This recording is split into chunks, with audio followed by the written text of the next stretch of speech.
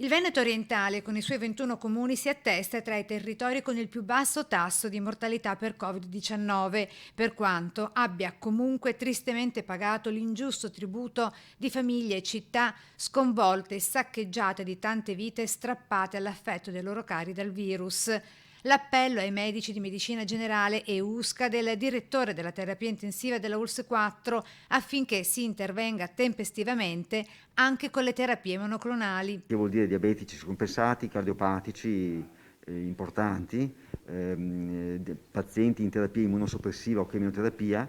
Ecco, tutti questi pazienti potrebbero beneficiare da questa terapia con monoclonali una volta che hanno contratto l'infezione da Covid. L'intervento immediato nelle persone più fragili che hanno sviluppato da poco la malattia le preserva da una possibile grave evoluzione, spiega. Ma perché sia efficace questa terapia deve essere fatta quanto prima possibile, il che vuol dire nei primi 2-3 giorni di malattia, massimo 5. AIFA dice 10, ma 10 potrebbe essere già tardi e quindi il paziente o l'utente aveva sviluppato una malattia con interessamento organico e lì i monoclonali non funzionano. Le terapie monoclonali da lui stesso già avviate su una quindicina di pazienti. Un esempio di una signora di circa 80 anni che è stata mandata dal medico curante con un'indicazione un po' al limite perché cominciava a avere segni di malattia, avere un'iniziale desaturazione di ossigeno nel sangue.